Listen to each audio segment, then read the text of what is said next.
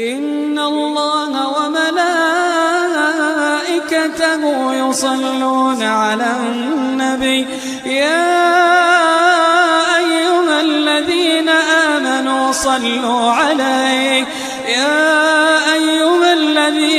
آمنوا صلوا عليه وسلموا تسليما. My name is Ramakrishna. I am a physiotherapy student. My question is, what is the need of Allah to create Adam and Eve and this total universe? What he will get from this? And my second question is, everything is created by someone. So even God must have been created by someone. What is the meaning of Allah? Brothers asked three questions. The first question, why did God create Adam and Eve, and what was his reason to create all this world and humankind? Allah subhanahu wa ta'ala created Adam and Eve, may peace be upon them both, so that the humankind could come. They were the great-great-grandparents.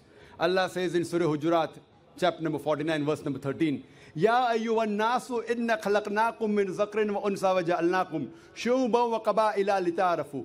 Inna akramakum indallahi atqakum. Inna Allah alimun khabir. O humankind, we have created you from a single pair of male and female, and have divided you into nations and tribes, so that you may recognize each other, not that you may despise each other. And the most honored in the sight of Almighty God is the person who has taqwa. The criteria to judge any human being, it is not wealth, it's not color, it's not caste, it's not creed, it is taqwa, it is God consciousness, it is righteousness, it is piety.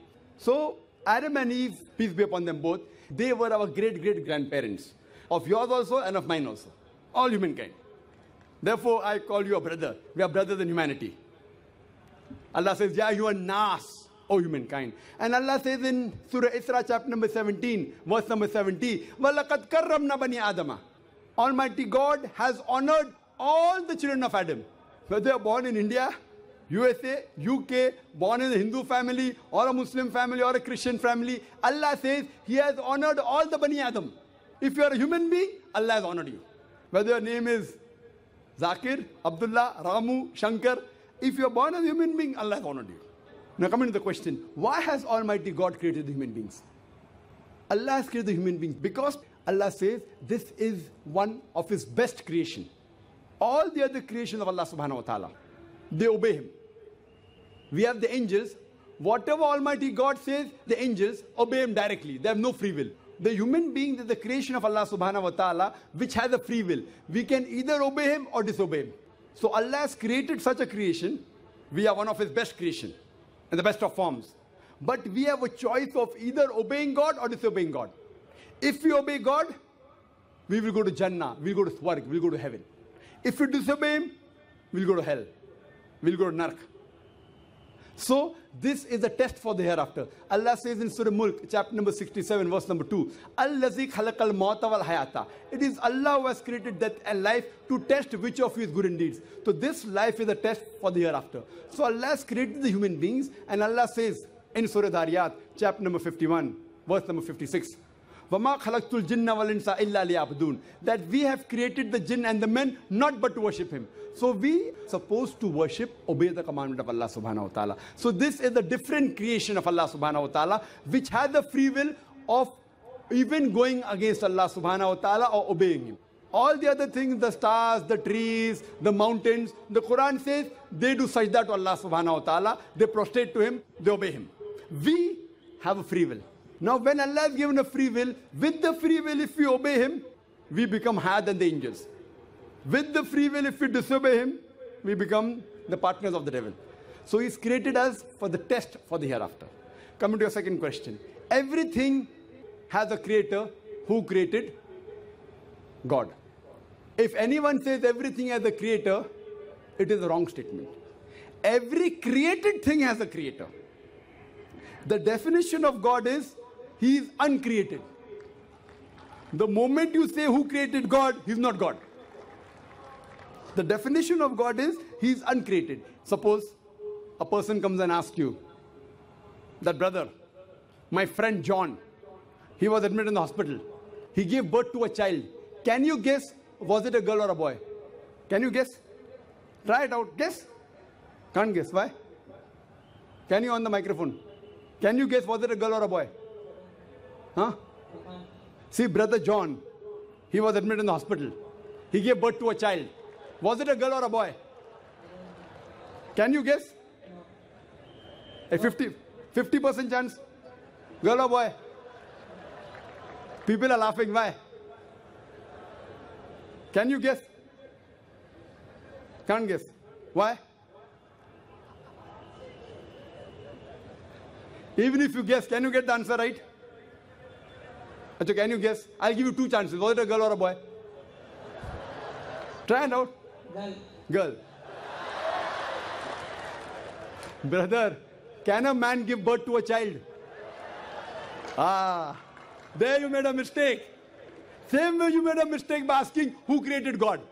A man cannot give birth to a child. So where's the question of it being girl or a boy? See, now you understood. Now that's good, brother. So it was a man cannot give birth to a child. So where's the question of a girl or a boy? So when you're asking who created God, God by definition, Allah by definition is uncreated. The moment you say who created Allah, He's not Allah. وَلَمْ يَقُلْ لَهُ كُفُوًا أَحَدٌ. There's nothing like Him. Coming to your last part of the question. Who is Allah? Who is Allah? The best definition I can give you is quote to you Surah Ikhlas. Chapter number 112, verse number 1 to 4. It's mentioned in the Quran. Kul huwa Allahu ahad. Say He's Allah one and only. Allahu samad. Allah the absolute eternal. Lam yalid wa lam yulad. He begets not nor is he begotten. Walam yakul lahu kufuwan ahad. There's nothing like Him. This is a four-line definition of Allah subhanahu wa ta'ala. Any human being, any person says so and so candidate is God. If that candidate fits in this four-line definition, we Muslims have got no objection in accepting that candidate as God. Four-line definition. This is the litmus test for theology, for the study of God. First is Qul huwallahu ahad. Say He's Allah one and only. Allahu samad. Allah the absolute eternal. Lam yalid wa lam yulad. He begets not nor is he begotten. Walam yakul lahu kufuwan ahad. There's nothing like Him. If you go to the Hindu scriptures, the same is mentioned in the Hindu scriptures. Kul huwallahu ahad is mentioned if you read Chandogya Upanishad, chapter number 6, section number 2, verse number 1. Ekkam evidityam. God is only one without a second. Second test. Allahu samad. Allah the absolute eternal. Bhagavad Gita chapter number 10, verse number 3 says, I am known as the Lord of all the worlds, the unbegotten, the beginningless. Third test. Lam yalid wa lam yulad. He begets not nor is he begotten. It's mentioned in the Shvetasvatara Upanishad, chapter number 6, verse number 9. Nachasya kasij, janita na chadipa. Of Him there are no lords. He has got no parents. Almighty God has got no father. He has got no mother. And walam yakul lahu kufuwan ahad. There's nothing like Him is mentioned in Shvetasvatara Upanishad, chapter number 4, verse number 19. And Yajurved, chapter number 32, verse number 3, where it says, Natasya pratima asti. Of that God, there is no pratima, there is no idol, there is no image, there is no photograph, there is no sculpture. Who says that? Yajurved, chapter number 32, verse number 3. Same as, Walam yakul lahu kufuwan ahad.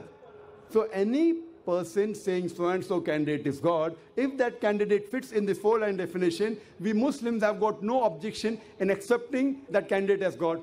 For example, some people say, Bhagwan Rajneesh is Almighty God. Once during question answer time, a Hindu told me, we don't believe Bhagwan Rajneesh to be God. I had never said that the Hindus believe Bhagwan Rajneesh is God. I said some people believe Bhagwan Rajneesh to be God. Let us put this Rajneesh to test. First test is, Qul huwallahu ahad. Say He's Allah one and only. Was Rajneesh one and only? Was he the only man who claimed divinity? There are hundreds of them. And in this country, we have thousands of men who have claimed divinity. He's not the only one. But Rajneesh Bhaksi said, no, he's unique. Let's go to the next test. Allahu samad. Allah the absolute eternal. Was Rajneesh absolute eternal? We know from his biography, from his autobiography, he was suffering from asthma, from diabetes, from chronic backache. Imagine Almighty God suffering from asthma, diabetes, chronic backache. Third test. Lam yalid wa lam yulad. He begets not nor is begotten. Bhagwan Rajneesh was born in Madhya Pradesh. He had a father and mother.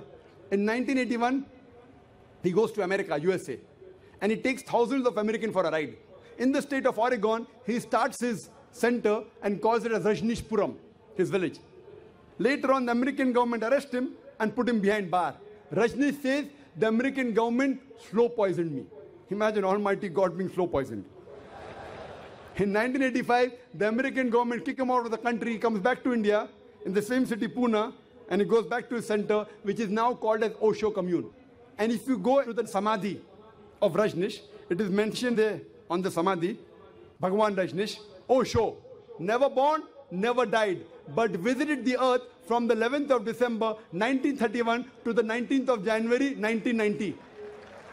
Never born, never died, but visited the earth from the 11th of December 1931 to the 19th of January 1990. They forgot to mention in Samadhi, he was not given visas to 21 countries of the world. Almighty God coming in this world to visit the world and requires visas to go to different countries. And the Archbishop of Greece said, if you don't remove Rajneesh out of this country, we'll burn his house and the house of his disciples. And the last test, Walam yakul lahu kufuwan ahad, is so stringent that no one besides the true Almighty God can pass. The moment you can compare God to anything, he is not God. Walam yakul lahu kufuwan ahad. We know Rajneesh, like the human beings, had a beard, one nose, two eyes, 2 ears, 2 hands. The moment you can compare God to anything in this world, he is not God. Walam yakul lahu kufuwan ahad. If someone says Almighty God is 1,000 times stronger than Arnold Schwarzenegger. You might have heard the name of Arnold Schwarzenegger.